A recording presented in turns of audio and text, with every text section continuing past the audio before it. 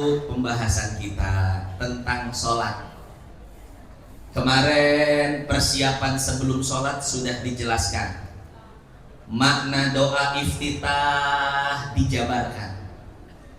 Makna surat Al-Fatihah diterangkan. Kemudian juga rukuknya dan bacaannya. Kemudian i'tidal dan maknanya. Sekarang apa? Kita akan menjelaskan tentang sujud. Ya, bagaimana tata cara sujud yang benar? Kemudian apa makna bacaan sujud? Subhana rabbiyal a'la. Kira-kira naon makna eta? Bapak Ibu yang dimuliakan Allah, setelah melakukan gerakan i'tidal, maka kita akan turun melakukan gerakan sujud dengan diiringi satu kalimat yang sangat mulia, yaitu kalimat takbir. Dari atas kita turun ke bawah, Allahu Akbar. Kita tempelkan jidat kita di atas tanah. Kita angkat pinggang dan pinggul kita lebih tinggi posisinya dari posisi kepala. Kita tempelkan kedua telapak tangan kita dan kita tempelkan perut, jari-jari kaki kita dan lutut kita. Itulah yang disebut dengan sujud. Dan perlu kita ketahui bahwa posisi sujud atau gerakan sujud ini tidak boleh dilakukan kecuali kepada Allah. Tidak boleh kita melakukan gerakan sujud di depan guru, di depan kiai, di depan pejabat, bahkan di depan orang tua. Tidak boleh kita bersujud kepada orang tua. Di dalam hadis riwayat Imam Tirmidzi, Rasul sallallahu alaihi wasallam bersabda, "Lau kuntu amiran an yasjuda ahadun li ahadin la amartul mar'ata an tasjuda li zaujiha." Andai aku boleh memerintah seseorang untuk sujud kepada orang lain, niscaya aku perintahkan seorang istri untuk sujud kepada suaminya. Tapi sayangnya sujud kepada makhluk itu tidak boleh. Maka aku tidak perintahkan istri untuk sujud kepada suaminya. Padahal hak suaminya begitu besar di hadapan istri. Bu, tunduh. Gesnya sengges. Gesnya jongges. Bu, saya tanya kepada ibu, surga ibu di bawah telapak kaki siapa? Suami. Ibu sebelum menikah, surga ibu di bawah telapak kaki ibu, di bawah telapak kaki orang tua. Tapi begitu ibu sudah menikah, ya kos sama pengantin anyar kabehnya. Anyar Pak Ustadz, aya nu karek 2 tahun, 20 tahun, 40 pengantin anyar. baru 20 tahun, baru 40 tahun. Jadi ibu sekalian yang dimuliakan Allah, surga ibu berada di bawah telapak kaki. Maka jangan jauh-jauh dari suami. Suami di rumah temenin. Makanya kata Nabi, kalau suami lagi di rumah, ibu tidak boleh puasa sunnah. Gak boleh Senin Kemis, gak boleh Ayyamul Bid, gak boleh Arafah, gak boleh Tarwiyah, gak boleh Tasu'ah, gak boleh Asyura. Kalau suami di rumah, kecuali atas izin suami. Saking besarnya hak suami, sampai-sampai ibadah sunnah saja harus mendapatkan izin dari ibu. Neangan surga maulah jauh-jauh bu, hadir kadieu, hadir kaditu, ziarah kadieu, ziarah kaditu. Teangan we ridho salaki, cari ridho suami. Wahai suamiku, apakah engkau ridho kepadaku atau tidak? Kalau suami ngomong ridho, surga. Tapi amun salaki ngomong aing terido kasihan. Tanya, wahai suamiku, apa yang membuatmu ridho? Tapi ulah sih, namun salah kita Tegal Gede mah ulah ditanya kos gitu. Aji mumpung ya tante, mumpung ya. Arahnya kemana geus katebak orang Tegal Gede. Ya Allah, ya Bu ya. Nah, andai seseorang boleh sujud kepada orang lain, kata Nabi, niscaya aku akan perintahkan istri untuk sujud kepada suaminya. Tapi ternyata makhluk tidak boleh sujud kepada makhluk. Seorang makhluk hanya diperkenankan melakukan gerakan sujud hanya kepada Allah. Maka hati-hati Bu ya, jangan sampai salah kaprah. Niat memuliakan orang tua tapi malah melakukan sesuatu yang haram. Sujud di hadapan orang tua haram. Sujud di hadapan kiai haram. Sujud di hadapan tokoh masyarakat, tokoh agama, pejabat haram. Karena tidak boleh melakukan gerakan sujud kecuali kepada Allah.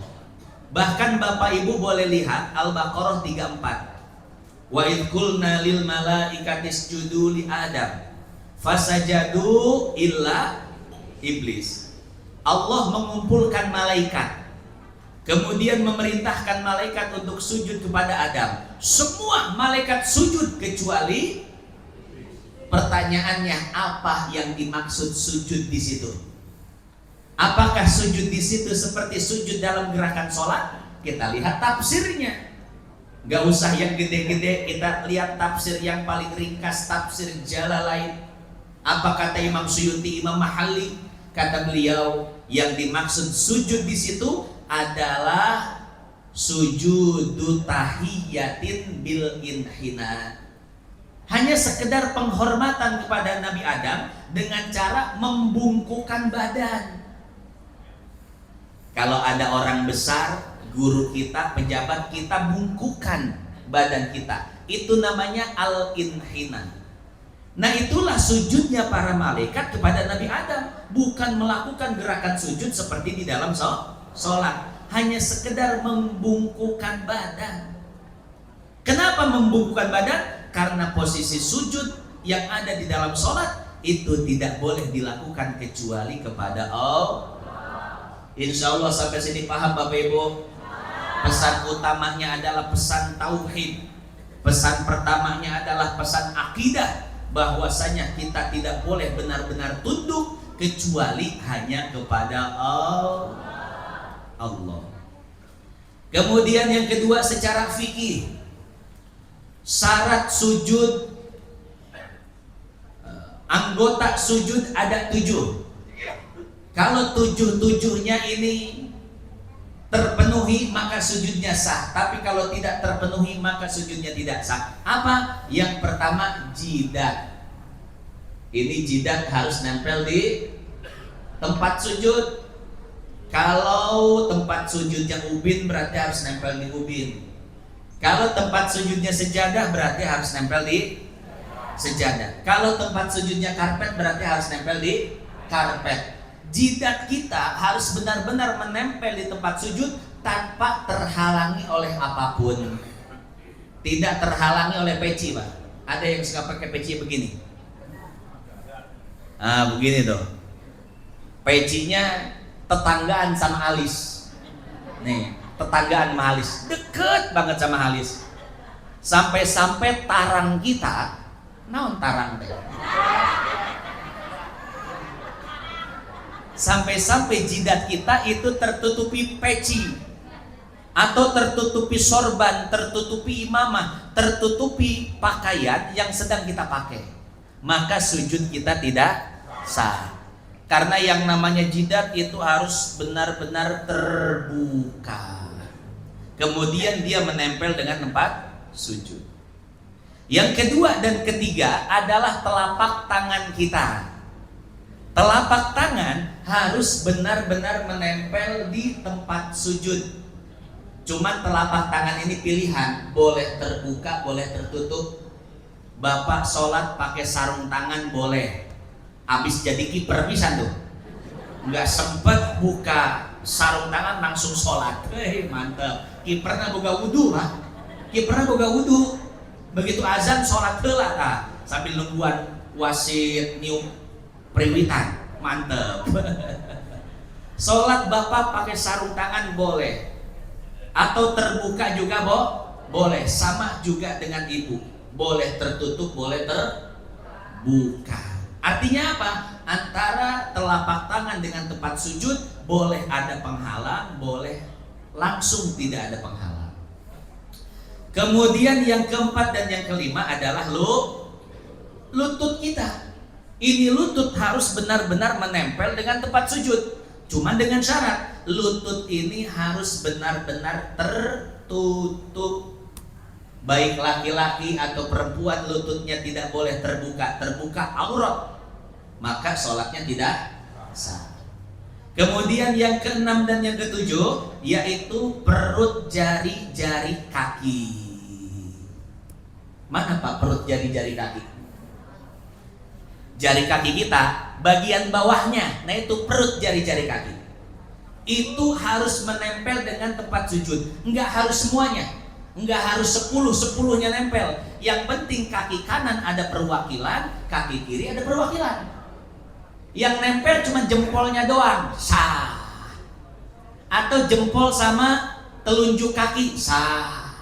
Atau jempol sama telunjuk kaki plus jari tengah, sah. Lebih afdol nempel semuanya. Kalau jadi terapi juga tuh buat kita kalau nempel semua. Ya, jadi terapi buat kaki kita. Tapi kalau yang nempel cuma satu sudah sah. Yang tidak sah bagaimana? Yang tidak sah kalau jari-jari kaki kita terbang. Pernah lihat Bapak Ibu? Orang sujud kakinya ke atas. Artinya tidak ditempelkan dengan tempat sujud, tidak sah.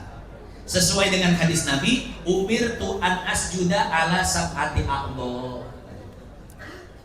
Aku diperintahkan untuk sujud dengan 7 anggota tubuh. Apa saja? Tadi yang disebutkan. Coba Bapak Ibu diulang. 7 anggota sujud yang wajib menempel. Yang pertama, jidat. Kedua, ketiga. Keempat, kelima. 6, 7. Jidat harus kebuka apa harus ketutup? Wajib kebuka. Kedua telapak tangan boleh kebuka, boleh ketutup. Kedua lutut wajib tertutup. Kedua perut jari-jari kaki boleh kebuka, boleh ketutup. Bapak Ibu sholat pakai kaos kaki boleh, pakai sendal asal bersih boleh, pakai sepatu asal beneran ya mah, bener, entah ngarang ya. Bapak Ibu boga sendal anyar, disilengit ceritanya di masjid, diasupkan ke masjid dah, sholatnya digigir DKM pisan, diusir Bapak Ibu ya. Nah, cuman boleh kita sholat pakai sendal dengan syarat sendalnya misalkan Bapak Ibu sholat di lapangan nggak kebagian, Bapak Ibu sholatnya di lapangan, daripada di lapangan panas kaki kita boleh pakai sendal, pakai sepatu ya. Seperti dulu saya sholat di Monas. Bapak pernah sholat di Monas gak? Ya. 212 apa nama hari tadi? Di kerikil dan lain sebagainya ya. Nah, jadi boleh kedua telapak jari-jari kaki ini mau ada penghalangnya atau langsung. Singkat cerita saja ya, secara fikih kita harus sujud dengan 7 anggota tuh. Satu saja tidak terpenuhi maka batal sholatnya, tidak sah sujudnya. Baiklah Bapak Ibu, sekarang kita langsung ke makna dari sujud. Kira-kira bacaan sujud apa Bapak Ibu? Subhana rabbiyal a'la.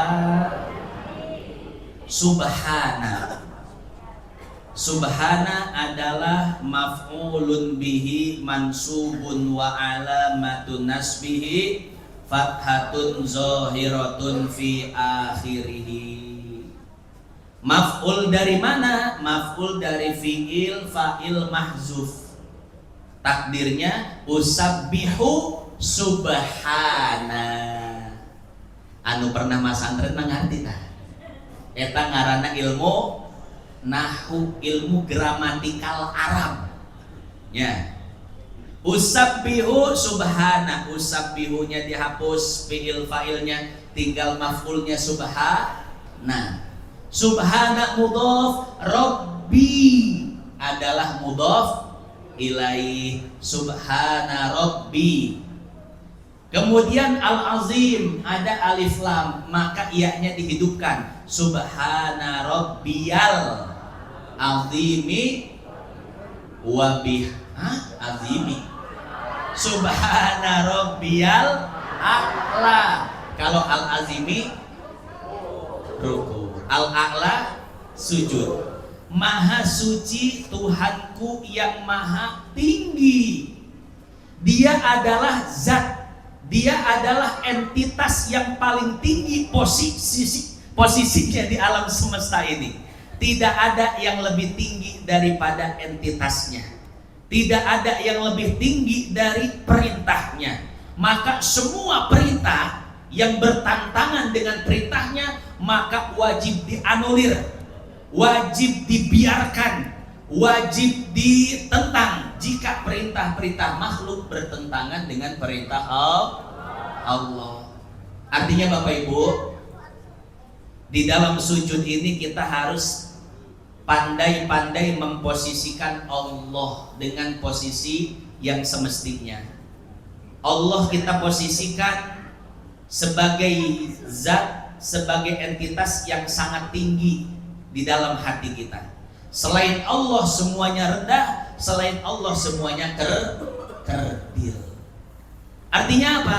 Artinya kita harus menjadikan agama ini sebagai ideologi hidup kita. Jadi agama ini bukan sekedar agama ritual, bukan sekedar sholat, bukan sekedar puasa, bukan sekedar maulid, bukan sekedar ceramah-ceramah rame-ramean, bukan.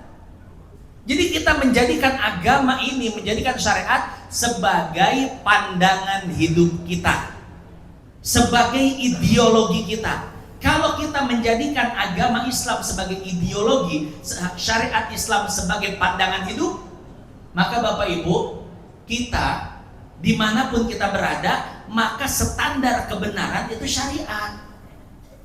Bapak Ibu lagi ada di kantor, maka standar kebenarannya syariat.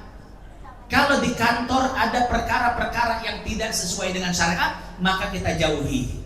Itu pertimbangannya, itu ukurannya. Ukurannya bukan duit, bukan kedekatan dengan seseorang, bukan karena karir dan lain sebagainya, bukan. Tapi ukurannya, apapun yang akan kita lakukan di kantor-kantor kita, ukurannya adalah syariat. Kira-kira ini melanggar syariat atau tidak? Melanggar syariat, jauhi. Tidak melanggar syariat, jalankan. Begitu pula Bapak Ibu yang jadi pedagang pembisnis. Ukurannya, barometernya adalah syariat. Kira-kira ini halal atau haram? Kalau halal, ambil. Haram, tinggalkan. Ya, begitu pula seorang dokter, seorang pengacara, apapun profesinya. Kalau syariat sudah jadi ideologinya, maka agamalah ukuran barometer kebenaran atas setiap perbuatannya. Kan aya nama beda Bapak Ibu. Kita menganggap agama ini cuma sebagai ritual, betul? Agama ini hanya ada di majelis, agama ini hanya ada di masjid. Di luar masjid, di luar majelis kita udah nggak pakai agama. Rajin sholat, rajin ngaji, tapi kalau udah balik ke kantor, Pak, manipulasi, gratifikasi, korupsi, betul. Para pejabat gimana nggak rajin umrohnya, Bapak Ibu? Para pejabat gimana nggak rajin santunan yatimnya, tapi korupsi angger. Kenapa? Karena dia memisahkan antara agama dengan dunia. Sekuler nggak kerasa. KTP Islam, tapi kelakuan sekuler. Memisahkan antara agama dengan dunia. Bapak para pejabat yang masuk kantor, lihat apa yang terjadi, nggak dibawa Islamnya, nggak dibawa syariatnya, betul? Maka Bapak Ibu, sebetulnya sadar tidak sadar, kita ini orang-orang sekuler. Kira-kira sekuler itu naon? Hah? Dulur nang esteler. Sekuler teh jelema anu sok misahkeun agama jeung dunia. Het agama mah ulah dibawa-bawa lah cenah. Ieu mah urusan bisnis, ieu mah urusan partai, ieu mah urusan jabatan. Agama geus lah ulah dibawa-bawa. Eta ngaranna jelema sekuler Bapak Ibu. Orang yang menganggap agama ini sebagai ritual.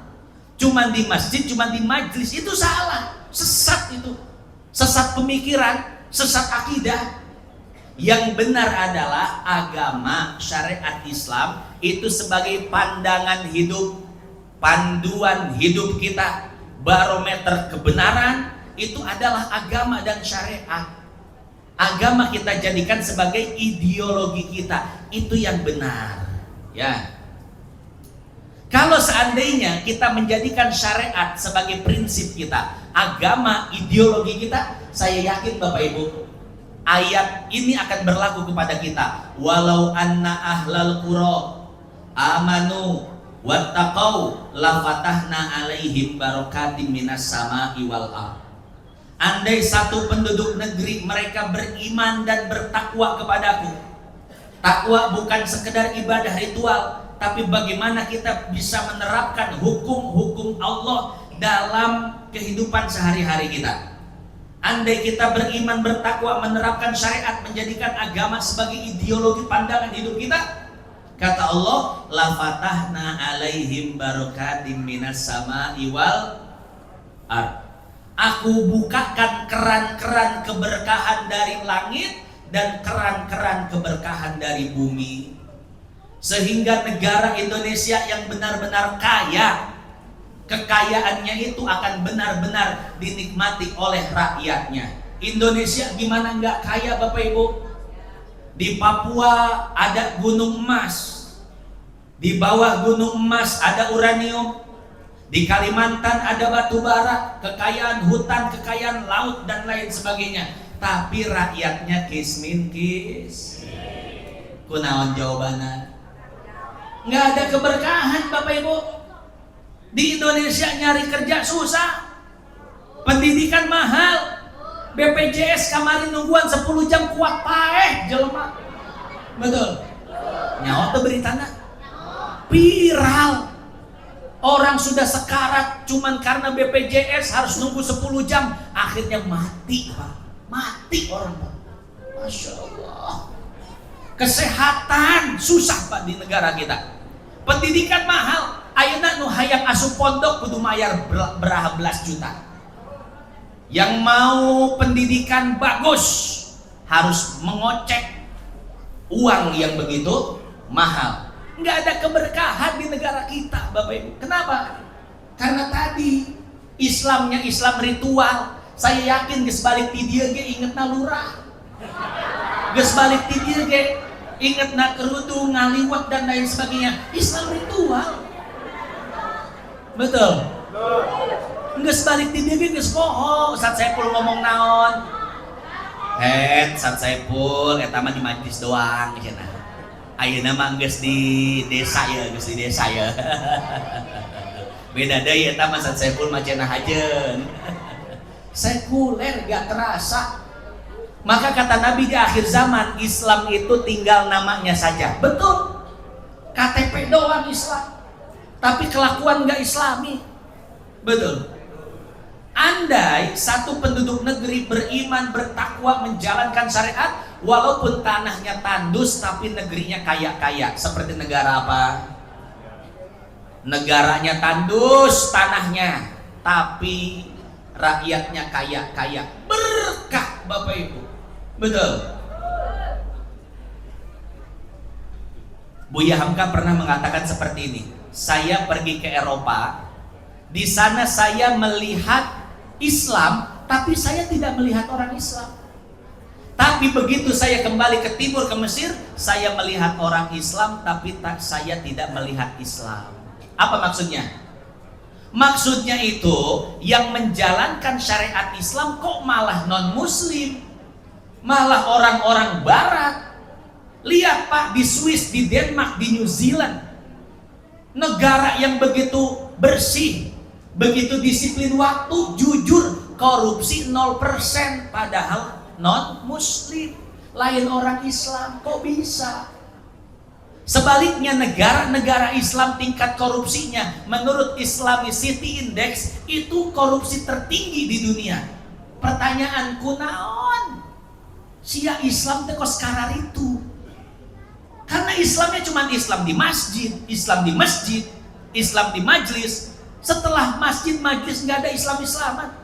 Di kantor nggak dibawa Islamnya, di pasar nggak dibawa Islamnya. Padahal kata Nabi, ittaqillah haitsuma kunta, bertakwalah kepada Allah dimanapun kamu jangan jadi sekuler. Islam bawa kemana-mana.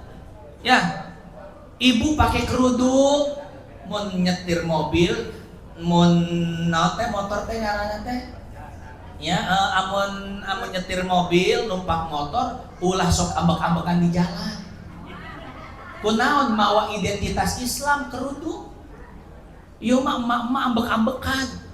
Polisi dilawan. Masya Allah. Sen kiri belok kanan, naik motor sambil ngantung. Masya Allah, mama luar binasa. Nu goreng saha Islam, ya Bu ya. Bapak pakai peci putih, sarung putih koko, tapi emosi gede. Lampu merah ditabrak, ditegur sama polisi, galakan dia. Lagi bawa kostum Islam itu Pak, yang jelek orang Islam. Tuh, lihat kelakuan orang Islam. Betul.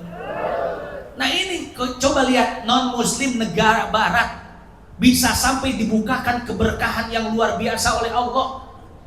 Di Denmark, New Zealand, Swiss dan lain sebagainya, pendidikan gratis, kesehatan murah, hidup gampang dan nyaman. Nu paeh karena BPJS. Semua tercover luar biasa. Padahal non-muslim. Artinya apa? Kita tafakur, introspeksi diri. Ini kalau negara non-muslim saja menjalankan syariat Islam, disiplin waktu, bersih, tidak korupsi, jujur, Allah bukakan pintu keberkahan. Apalagi yang melakukan itu adalah negara Islam.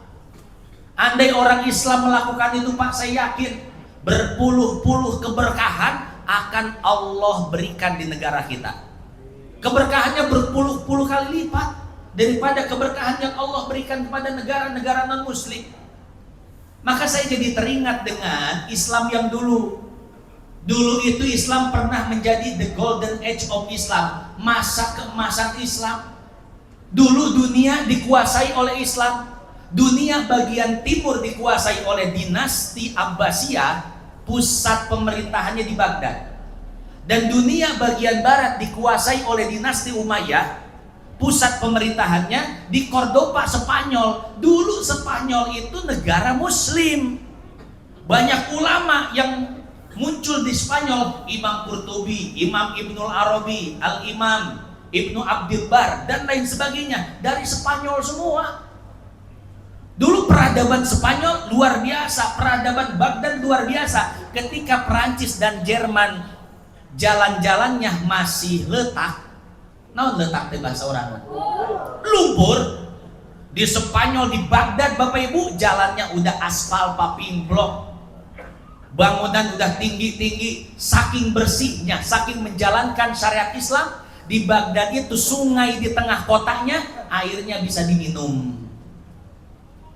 Sekarang sungai kita coba lihat, sampah luar biasa. Ada satu komunitas namanya Pandawara yang suka bersihin kali ya. Habis dibersihin, kotor lagi, bersihin, kotor lagi, sampah lagi. SDM rendah. Masya Allah. Padahal Islam zaman dulu, sungai-sungai di kotanya saja airnya bisa diminum. Pendidikan gratis, kesehatan gratis, kerja gampang. Saya tanya sama Bapak Ibu rindu nggak sih dengan Islam yang seperti itu?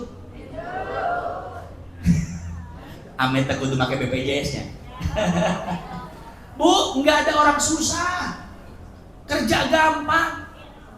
Sekarang Islam semuanya serba sulit, gampang dibodohi, SDM ke bawah. Nih coba lihat Bapak Ibu, orang yang gampang dapat amplop dari pejabat, lihat pasti SDM-nya menengah ke bawah semua. Di satu tempat yang SDM-nya menengah ke atas, itu nggak ada money politik, bagi-bagi duit nggak ada. Kenapa? Al-qayyisu man dana nafsahu wa amila lima ba'dal maut. Orang cerdas pikirannya panjang. Mereka berpikir panjang, negara kita mau dibawa kemana kalau demokrasi seperti ini. Tapi yang SDM-nya rendah, yang mikirin 100.000, 200.000, rezeki ti Allah lah, mawa-mawa Allah.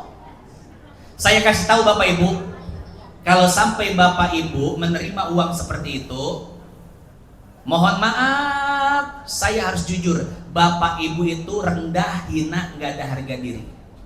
Coba main hitung-hitungan secara ekonomi. Bapak Ibu dapat duit 200.000 aja misalkan. Masa pemerintahan lurah berapa tahun? 8. 200.000 bagi 8 berapa? 25.000 setahun. Betul? 25.000. Jadi harga kepala bapak, kepala ibu setahun cuman 25.000. 25.000 bagi 12. Cuman 2.000 sebulan harga bapak, harga ibu sebulan 2.000 bagi 30. Masya Allah, hina kita. Kita nggak dihargai sama orang, cuman dihargai 2.000 sebulan. Betul? Kalau bapak ibu dikasih sama calon lurah, satu orangnya 1 miliar, cokot. Mahal eta mah. Ngan nerakan lagi nerakan mahal. Nu panas. Hina kita, dihargai 2.000 per bulan. Ya Allah, kan bapak ibu ente pernah mikir kadinya SDM rendah. Iya, SDM rendah kan bahasa paling halus ya. Bahasa kasar naon? Bloon halus kene. Bloon halus kene. Teu hidung halus kene. Teu hidung halus kene mah. Aya nu bahasa mah embung-embung. Ya Allah, makanya yuk terakhir dah saya berpesan kepada Bapak Ibu, ya, kita jadikan syariat Islam ini sebagai prinsip kita, pandangan hidup kita, ideologi kita. Urusan halal haram itu jangan cuman ada di majelis, di masjid, enggak. Kita bawa kemanapun kita berada. Insya Allah kita mulai dari hal kecil. Kita mulai dari pemerintah desa yang mudah-mudahan Islami, nanti ke atasnya Islami, mudah-mudahan punya negara yang Islami. Janji Allah, baldatun thayyibatun wa rabbun ghafur. Negaranya kaya, rakyatnya sejahtera, Tuhannya maha pengampun. Itulah makna sujud. Ketika kita bersujud kepada Allah, berarti kita benar-benar memposisikan Allah dengan posisi semestinya. Tidak ada yang bisa menandingi posisi Allah. Tidak ada yang bisa menandingi perintah Allah. Kata Allah haram, titik. Kata Allah tidak boleh, titik. Maka kita harus benar-benar tunduk, berserah diri kepada Allah. Insya Allah paham ya Bapak Ibu? Insya Allah. Jadi iman kita ini lagi diuji nih. Di Pilkades ini iman kita diuji. Allah itu lagi ngelihat siapa yang menjalankan syariat, siapa yang tidak. Siapa yang Islamnya Islam KTP, siapa yang Islamnya itu benar-benar Islam. Itu saja Bapak Ibu yang dapat saya sampaikan. Mudah-mudahan yang sedikit ini manfaat jadi tabungan kita di akhirat. Silahkan bakarnya.